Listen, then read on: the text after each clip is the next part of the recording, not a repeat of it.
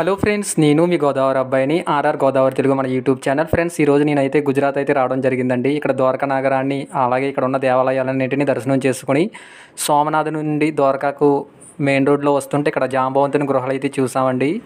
ఈ గృహాలు ఎక్కడున్నా ఏంటనే విషయాన్ని ఇప్పుడు తెలుసుకుందాం. ఫ్రెండ్స్, దానికన్నా ముందు నా వీడియోని లైక్ చేసి కామెంట్ చేసి సబ్స్క్రైబ్ చేయండి. Friends, please subscribe my YouTube channel RR Godavari Telugu. Friends, ఇప్పుడైతే నేను జాంబవంతుని గృహలు ఉన్న ప్లేస్కి అయితే రావడం జరిగిందండి. ఇది గుజరాత్ రాష్ట్రంలో ఉన్నది. ఫ్రెండ్స్, అంతేకాదు ఈ గుజరాత్ రాష్ట్రం మన భారతదేశానికి తలమానికని చెప్పాలి. ఎందుకంటే ఇక్కడ శ్రీకృష్ణుడు నివసించింది మొదలు ఆయన నిర్యాణం పొందింది కూడా ఇదే రాష్ట్రంలో జరిగాయండి. ఫ్రెండ్స్, మన పురాణాల ప్రకారం శ్రీకృష్ణుడికి జాంబవంతునికి యుద్ధం జరిగిన ప్రదేశం కూడా ఇదేనండి. ఒకసారి మీరు కూడా చూడండి.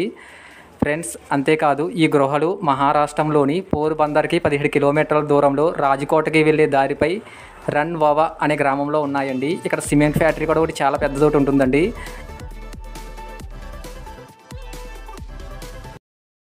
ఫ్రెండ్స్, ఊరికి దూరంగా కొండల మధ్య విశాలమైన ప్రదేశంలో ఉన్నాయండి ఈ జాంబవంతుని గృహలు. ఇక్కడ శ్రీకృష్ణుడికి జాంబవంతుడికి మధ్య యుద్ధం జరిగినట్లు, అలాగే జాంబవంతుణ్ణి శ్రీకృష్ణుడు వివాహం చేసుకున్న ప్రదేశం కూడా ఇక్కడేనని చెబుతారండి. ఫ్రెండ్స్, మీరు నా వీడియోని లైక్ చేసి కామెంట్ చేసి సబ్స్క్రైబ్ చేయండి. Friends, please subscribe my YouTube channel RR Godavari Telugu. Friends, జాంబవంతుడు గృహలు భూమికి సమాంతరంగా ఉంటుందండి. అక్కడ గృహలో ఉన్న విషయం కూడా ఎవరికీ తెలియదు. భూమికి సమానంగా ఉంటుంది. అందుకే అక్కడ ఒక మెస్ అయితే కట్టారండి. ఆ మెస్ ఉండడం వల్ల ఆ లోపలికి గృహలు ఉన్న విషయం మనకు తెలుస్తుంది. అక్కడ మెస్ లేకపోతే మనం నడుచుకుంటూ ఇల్లు కూడా అందులో పడిపోవచ్చు. అలాంటి ప్రమాదాలు జరుగుతాయని చెప్పేసి అక్కడ ఒక మెస్ అయితే కట్టారండి. ఫ్రెండ్స్, మనం జాంబవంతుడు గృహలు చూడాలి అంటే ఒక లైన్లో ఉండి 10 మందిని మాత్రమే లోపలికి పంపిస్తారండి. అక్కడ చిన్న చిన్న మెట్లు అయితే ఉంటాయి.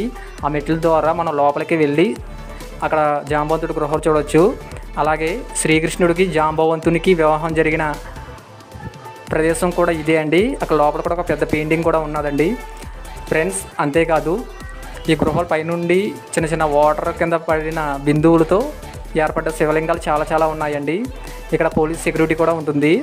మనకు లోపల కూడా వీడియోలు తీయనివ్వరు. నేనైతే కొంచెం ట్రై చేశాను, అందుకే చిన్న వీడియోలు అయితే తీశాను. ఇక్కడ పోలీసు వారు మనల్ని 10 మందిని మాత్రమే పంపిస్తారండి. ఈ 10 మంది మళ్ళీ లోపలికి వెళ్ళి బయటకు వచ్చేసిన తర్వాత ఇంకొక 10 మందిని పంపిస్తారు. దానికోసం మనం లైన్లో ఉండాలండి.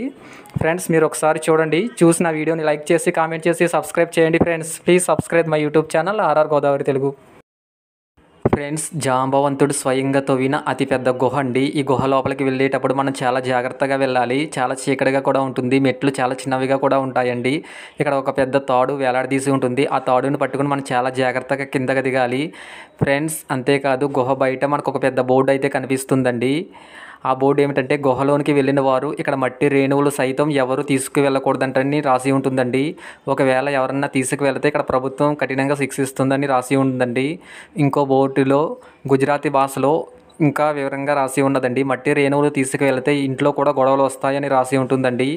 ఈ గుహలో నుంచి 2 దారులు అయితే ఉంటాయండి. ఒకటి ద్వారకాకి వెళ్ళే దారి, రెండవది జూనాఘాట్కి వెళ్తుంది. ఈ 2 దారులు 2-2.5 గంటల్లో గమ్యం చేరుకోవచ్చండి. ఫ్రెండ్స్, ఇక్కడ గుజరాత్ ప్రభుత్వం లోపల గుహ అంతా చీకటిగా ఉంటుందని కాబట్టి అక్కడక్కడ ఎలక్ట్రిసిటీ ఏర్పాటు చేశారు. లైట్లు కూడా పెట్టారండి. ఫ్రెండ్స్, మీరు నా వీడియోని లైక్ చేసి కామెంట్ చేసి సబ్స్క్రైబ్ చేయండి. Friends, please subscribe my YouTube channel RR Godavari Telugu. Friends, మహాభారతంలోని కథ అందరికీ తెలిసిందే కదండి. వినాయక వ్రతం రోజునాడు అందరు కథ చెప్పుకునే అక్షింతలు వేసుకుంటారు కదా. అలాగే జాంబవంతుడు సమంతకమణిని జాంబవంతునికి ఆడుకోవడానికి ఇస్తాడు. తనపై మోపబడిన నింద రూపం ఆపడానికి ఆ మణి కోసం వెతుకుతూ శ్రీకృష్ణుడు ఆ గుహ వద్దకు వచ్చి జాంబవంతునితో యుద్ధం చేస్తాడు. త్రేతాయుగంలో రామునితో యుద్ధం చేయాలనే కోరిక ఉన్న జాంబవంతుడు ద్వాపర యుగంలో శ్రీకృష్ణుని యుద్ధం చేసి తన చిరకాల వాంఛని నెరవేర్చుకుంటాడంటండి. అలాగే ఆ మణితో పాటు తన కుమార్తెనిచ్చి శ్రీకృష్ణునితో వివాహం జరిపిస్తాడు. ఆ జరిగిన ప్రదేశం కూడా ఇక్కడేనండి. ఫ్రెండ్స్, ఒకసారి మీరు కూడా చూసి నా వీడియోని లైక్ చేసి కామెంట్ చేసి సబ్స్క్రైబ్ చేయండి. Friends, please subscribe my YouTube channel RR Godavari Telugu. Friends, అంతేకాదు ఇక్కడ జాంబవంతుని గుహ బయట చుట్టూ ఒక పెద్ద తోట ఉంటుందండి. ఆ తోటలో మనం అందరూ సరదాగా కూర్చుని భోజనాలు చేసి ఒక పిక్నిక్లా ఎంజాయ్ చేయవచ్చు. ఇక్కడ రకరకాల మొక్కలు కూడా చాలా బాగుంటాయండి. అక్కడ ఒక గుడి కూడా ఉంటుంది. ఆ గుడిని గడియార స్వామి గుడి అంటారండి. ఈ గడియార స్వామి గుడి చుట్టూరు చాలా గడియారాలు అయితే ఉంటాయండి. మేము సరదాగా అక్కడికి వెళ్ళినప్పుడు మేము అందరూ కలిసి భోజనాలు తయారు చేసుకొని అక్కడే వండుకొని తిన్నామండి.